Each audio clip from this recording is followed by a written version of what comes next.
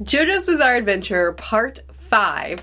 I am halfway through. I've gone through 21 episodes, and now I'm checking in with you, giving you my first impressions of these characters, of the setup, how the story's doing so far, and then I'll check back in with you in a couple of weeks to do the second half of this review. For JoJo's Parts 1, 2, and 4, I've talked about the whole season, or the whole part, in one episode, and then parts 3 and 5 I'm splitting into two videos. Don't try to find a pattern, there isn't one. But part 5 I am very much enjoying, though it hasn't fully captured me on the level that some of the others have. Part 4 was a really enjoyable but not explosive start for me, and then it ended in such an extraordinary way. The entire second half was amazing. So part 5 for me too is starting out a little bit more subtle. You know, part 3 just won me over from the jump. But part 5 is a little bit more subtle of a beginning, but I am very, very, very attached by the end of episode 21,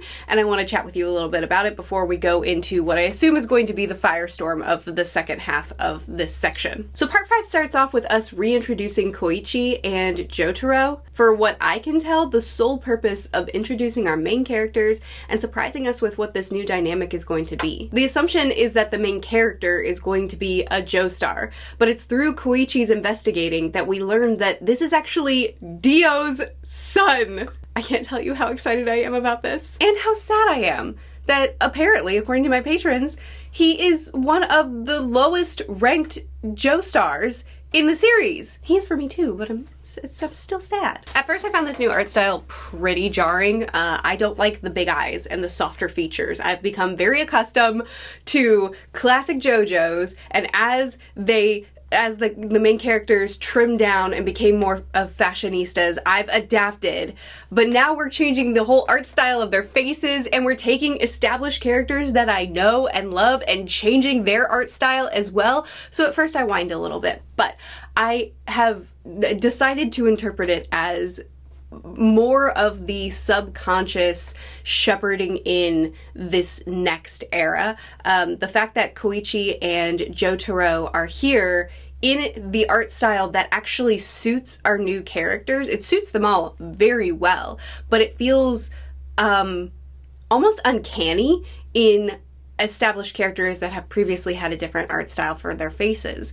And now we're seeing that on them to kind of subconsciously, at least I'm taking it as, subconsciously signal to us the torch is passing on. Like, we're here to introduce you to these new characters in a way that is instantly engaging because we have an anchor point of characters that we already know and love, but the torch is passing very quickly. This is their story now, and that's shown even down to the way things are drawn. So this whole introduction for me worked perfectly. I really think that Araki is just extremely good at establishing a new setting and a new season, and each time he does it in a very different way, and each time it just works for me. And I loved watching Giorno work with his stand and trying to figure it out, trying to decipher, okay, so he can make things heavy. No, he can transform things. I'm just like trying to sort out what exactly his skill is. And once we do learn it, I have loved watching him in different scenarios, in different battles against different types of stands, how versatile he can use this thing. When it comes to having to drink urine, he can create a jellyfish and sponge that stuff up. When it comes to transforming a flame into a flower or a brooch into spy equipment, he has such a versatile stand that in any scenario can make something very, very useful or very subtle. And I like that this stand ability that could be in someone else's hands could be a very loud, explosive stand. He could be constantly transforming things into something bigger or something into a weapon, but he chooses to go a very subtle route where he's mostly trying to conceal and be very quiet in how he uses it, unless he has to use it like, okay, you're in the water, quick, let me use my stand ability to save your life. But for the most part, he chooses very subtle ways to use his stand to get them out of situations, and he comes up with really, really clever uses for it, and it ensures really, really interesting stand battles because honestly, the sky is the limit for what he can do in any given scenario as long as he can think on his feet fast enough. In this introduction, we also meet Bruno, and boy, the series tried hard to make me not like him at first. I mean, I think that Bruno was very interesting in the fact that he is kind of like a lie detector. He can pretty well suss out a person's intentions with very little interaction with them. But you have to make him lick the guy's sweat in his introduction scene. That's what you had to do? That's what you had to do for this character that I'm gonna end up loving? That was very uncool of you. It took me a minute to get over that. But in this introduction scene between our two lead characters, or I don't know, I consider them the two leads of the leading group. In this introduction scene with them, we are introduced also to Bruno's stand, which is a zipper stand. How boring, right? No, because eyeballs are being placed in someone's hands and then severed fingers are being spat out of his mouth, all because he can create a zipper anywhere and then just place anything there. So he could have a fire extinguisher now inside the poor guy's body. And just in this introduction fight, not only do we get amazing Jojo poses, but we get such an interesting and unique stand battle. And I'm 5 parts into this, well, halfway through, 5 parts into this, and the stand battles still just never really get stale. There's a never ending supply of fascinating abilities and different ways to use those abilities. So the introduction was fantastic. Now I'm gonna go into the characters because we did get introduced to the entire crew, and in this crew we have 6 characters that we are following. So I'm gonna go through and give a quick my initial thoughts on each of them, and I'm going to go in the order of how much I like them from least to greatest. I like all of them, by the way. There's not a character that I actively dislike, but some characters I have less to say, so I'm starting there, and then we'll go down the list down to my favorite so far in this first half. So we're starting with Fugo. I don't have a lot to say about Fugo, unfortunately. Maybe I should, but I wasn't as invested in his episodes as I was in other episodes, and even though each character I think does have a very distinct personality, I just don't have a lot to say about him, but I do have a lot to say about his final scene in this section that I watched, because this final scene, first of all, I expected him to chase after the boat too, and he didn't. He actually stayed behind, which I thought was a killer move, because it was unexpected. I just didn't expect one of them to not follow, but I also really understand why he wouldn't. First of all, when Bruno went into that building, they had a plan. They had a plan that they had established for a long time, and that they had put their lives at risk a lot in order to fulfill. And then Bruno just rushes out of the building with the girl that he was not supposed to have, and then with almost no explanation says, "I'm giving up the plan and I'm leaving, and I don't expect you to follow." What is Fugo supposed to do right now? Because he's right. They barely know Trish. They've known her for a couple of days, and she's kind of just been quiet and in the corner and not really giving much to them in the sense of like personality. Like she's not really trying to bond with them over this time. So what are you doing? What are you doing separating yourself from our group that is basically family for this girl that you don't know and that we have no bond to? What are you doing? And he's not explaining himself, at least not up front.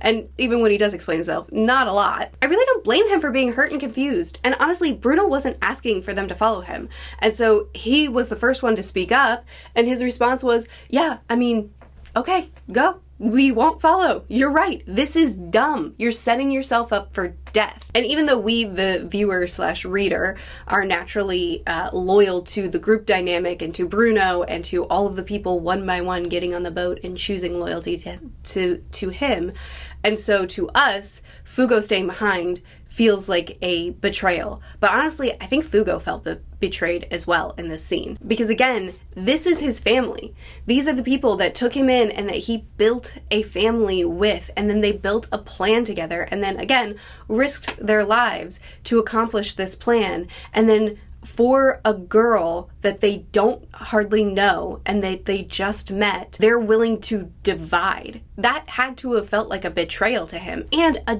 dumb one.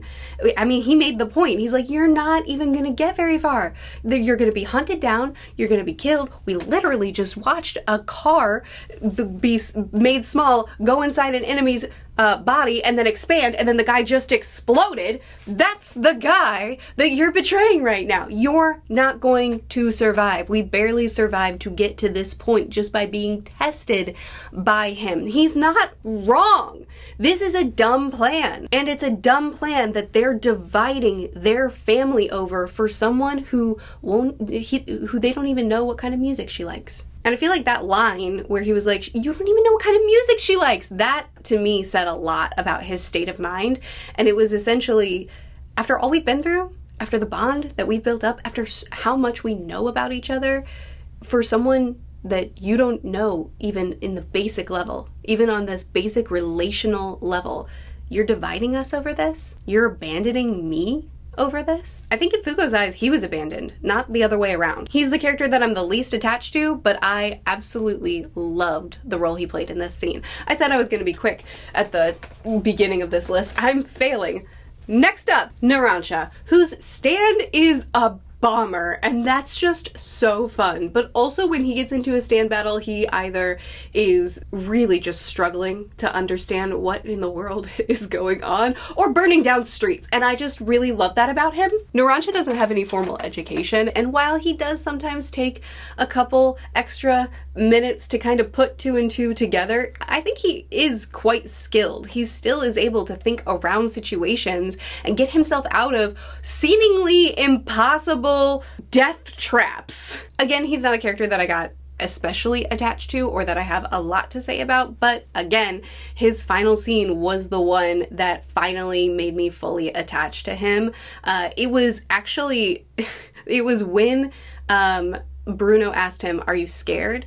And he said, "Yes, I'm scared," without hesitation, admitting, "Absolutely, I'm terrified right now," as he's looking back and forth between two people who he considers family and realizing, no matter where I go, my family is no longer together. And telling Bruno, just give me a command, just tell me what to do and I'll obey it, just like always, and then I won't be scared anymore. And Bruno telling him, no, I'm not gonna make this decision for you. You have to make this, I thought was the perfect response, because he was right. This was not a decision, because they were probably, I mean, they are walking into what Fugo correctly noted is a fool's errand. And he can't ask that of his crew. That has to be something that they choose for themselves. And him standing there panicking, terrified, immobilized, and just wanting someone to tell him what to do, but they refuse. He has to stand on his own 2 feet. And in fact, Bruno told him, this is not your mission. Just stay behind. Just stay with Fugo, giving him a way out. And it was in Narancia actually finally processing exactly what was happening, realizing that Bruno was doing the same thing that Bruno always does, which is identifying someone who is vulnerable and who has been mistreated and her future has been taken from her, that she was betrayed by those that she should have been able to trust the most, that he finally realizes, Trish is me. I'm Trish, and I have to go protect her too, just the way that you protected me. And when he's swimming in the water, calling out to them, Trish is me! Trish is me! And Bruno looks back at him and smiles. Giorno is our Jojo, and also our Dio. From episode 1, we see plainly displayed Dio's cunning and Jonathan's heart. We can see how quickly he can make a decision that a character is an evil monster and the world would be better off without him, and he just ruthlessly handles that. But we also see how sweet and attentive he is. He's ambitious and a quick thinker. Again, his stand relies on that, but he's also very sweet, tender, and loyal. And we see from the very beginning that he, much like Bruno, is really good at reading people. And once he's decided that someone is good, I mean, we saw it in Koichi as well, where he was like, I think you're good. And he doesn't try to attack him, I think, if I'm remembering that episode correctly. And then same with Bruno. Once he decides that Bruno is a decent guy, he's like, all right, I'm here. And he was extremely loyal to Bruno, extremely loyal to the crew, sacrificing his hand in order to signal what the right next response would be in a battle, healing up wounds in a very clever way by making parts for the body that would sustain it. I also do wonder though, when a character is killed, their stand disengages. So Giorno is patching up a lot of people. So if he gets killed, do all of these people also just like bleed out? Like, do the parts that he makes for them to keep their bodies continuing to function? Is Mista gonna die if Giorno dies? Because Mista had to be patched up a lot. He's a little punk in the fact that he will not follow an order. I feel for Abbacchio on that, honestly. He won't listen. The kid won't listen, but he's also really smart, really loyal, an incredible team player. And as I said before, he was the first one to get in that boat in that final scene. When Bruno said, "I don't expect y'all to follow me," and he gets in the boat, Giorno says, "Yeah, we're gonna need some help though." It was a foregone conclusion for him. There was no discussion. There was no, I pledge my bow and my axe. It was just, obviously I'm coming. Like, there was no discussion needed. It was just, we need help though. We're gonna need something else. I don't remember the exact line, but there was already a we in his mind. There was no deliberating. It was, where you are, I'm gonna be too. His loyalty seems to be just a piece of him that's already given and won't be taken back. Also, he can stuff his ear into his head. Abbacchio! I'm not gonna lie, a big piece of me loving him is the fact that Giorno just has to breathe, and that's enough to just ruin Abbacchio's day. I love the strong stoic character that is extremely loyal to their leader and will be by his side no matter what, but is also really irritated by that guy over there. And again, I feel like I get it. I get Abbacchio's frustration. Giorno just kind of forced himself into the group. Not really, Bruno was happy to have him, but from Abbacchio's perspective, their group was formed. It was settled. They had a dynamic that worked for them. And then this punk, young, 15-year-old kid, youngest kid in the group, just shows up and is like, buddy with the leader. And on top of that, he wouldn't listen to anything. Hey buddy, there's poison all around us. You're gonna die. Move back. No?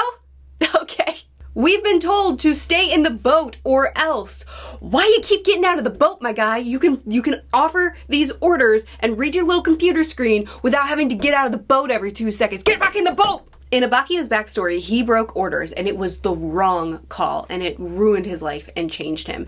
And so he is a rule follower. He makes that abundantly clear. He says it over and over again. He believes in following the rules and following orders. There is an order to the world and that is the way it is. And my guy will not listen to any orders or rules. And I love that for him because it creates such an awesome dynamic between these two characters. Oh, also he is tied for my favorite stand of the group. His stand ability to be able to replay any scene is unbelievably cool. The sound effects that go along with it, like everything about this stand ability, every time it's used, I love watching it. It's such a unique ability and it's so awesome to watch in action every single time. Also, in the boat scene, I know I keep referring back to it, but it was the best episode of the season and it just really was perfect. In the boat scene, Abbacchio is the second person to go into the boat and he basically says, like, I don't owe you anything. I never pledged my loyalty to you, but you are the one place where I feel peace. So I'm coming. I don't remember if he used the word peace or if he used the word comfort. I don't remember exactly what it was, but that loyalty not to a leader, but to a person, not to what you can offer me, but to what the relationship is to me. Perfection.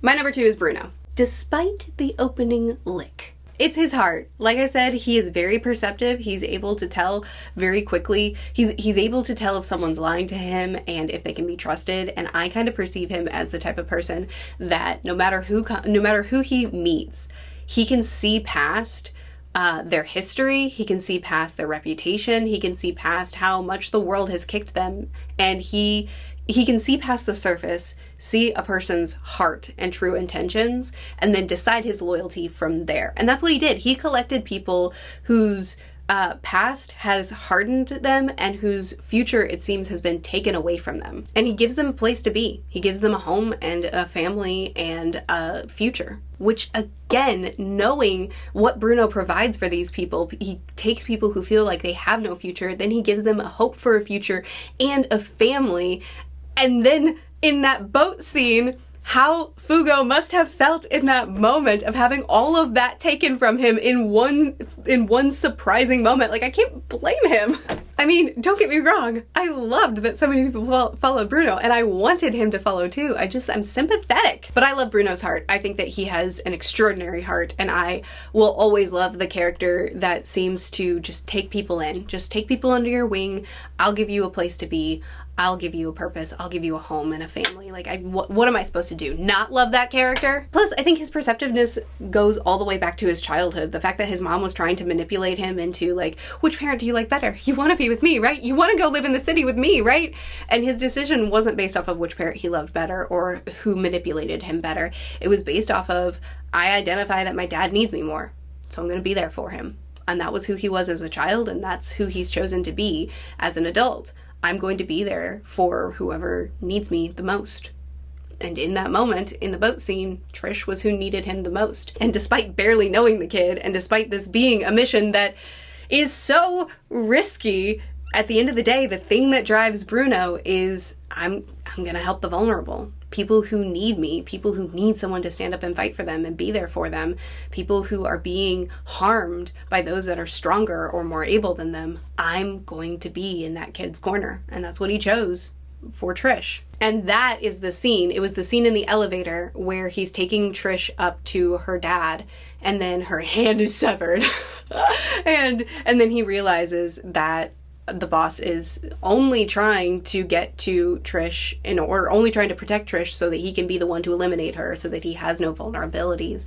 It's only in that scene that Bruno completely shifts all of his plans in an instant, because he realizes what exactly is happening here and that she needs protected. And that's all the information he needs to change everything, to risk everything. And that was what attached me to Bruno, to the point that I'm just like, I'm in your corner, man. I'm getting on that boat. I'm following you. Even I'm gonna die. Again, Zipper, not the most interesting stand ability, but the way it's used is fascinating. First of all, in that opening scene, which I already mentioned, which was some kind of horror, but then also, this is the second time I have had to watch a Jojo character stop his own beating heart in order to not be detected by the antagonist of the moment. But for him, it was cutting his heart in half. And I just can't deal with that. Finally, Mista. Mista's my favorite. I love him so much. Not only does he, again, have an awesome stand ability, so this is the tie. This is the other, my favorite stand ability. I love that he has these 6 bullets, numbered 1 through 3, 5 through 7. He has these 6 bullets that he feeds and he nurtures, that he takes the time to make sure that they have their meal, they have their naps. He talks to them and makes sure, like, I know you haven't had your nap yet, but we really have to fight this fight, so let's just have one more fight before we have our little nap. Like, he nurtures them and cares for them, and they all have their own personalities too. But he's also such a superstitious guy, and I will forever forsake the number 4 out of loyalty to Mista. He has incredible luck from his flashback to present day. The man has plot armor so good that in all 3 of the firefights I have watched him be in, the only gun that can successfully hit him is his own. And I just love that for him. I love his little quirks. I love how lucky he is. I love that he's constantly, well, I don't love, it stresses me out deeply how constantly injured he's getting. There were 4 episodes back to back to back that I was just so unbelievably stressed out about. And those were some of my favorite episodes of the season. And that's another thing, is Mista gets some of the best episodes. The train episode where everybody is turning old and Mista has to keep his body temperature down and also fight was such an incredible episode for both him and for Bruno. But also when they had to fight the ice guy? I think the ice guy is my favorite villain of this section, even though I really, really like the time guy, the boss. I like his character design. I like how versatile his stand is. And this whole section battling him from the car chase / rooftop thing, to being in the water, to how strong his armor was and how difficult he was to kill, and the creative ways that they had to finally take him down. These episodes were incredible. I loved them, and I worry for these characters because I did not realize until these episodes how attached I had gotten to some of these characters, that when they're in danger, I'm just very anxious. Also, when it's time to get in the boat, he doesn't pledge his allegiance or say something really moving or impactful. He basically just skips onto the boat. Like, here we go.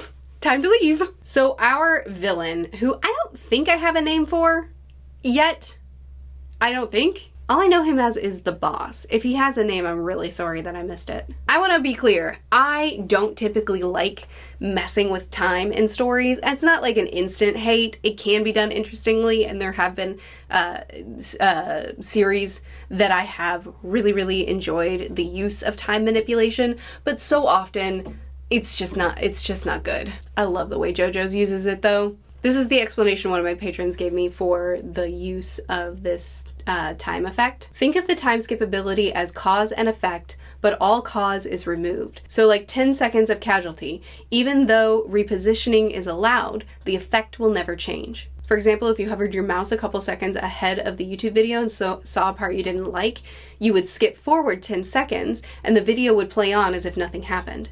The people in the video wouldn't question it, and even the viewers who noticed the skip wouldn't have exact knowledge of what was erased. I love that explanation of the stand, and I loved the battle that we got here. I think Jojo's use of time manipulation is used so creatively that every moment, I don't know what's gonna happen next. I don't know how they can possibly get out of this scenario. I don't know much about this boss character at this point, so I really can't say anything about him, and I'm just now realizing that I'm talking about him on the heels of talking about the entire crew. I'm not ranking him as number one in the crew, by the way. I'm just now talking about the villain.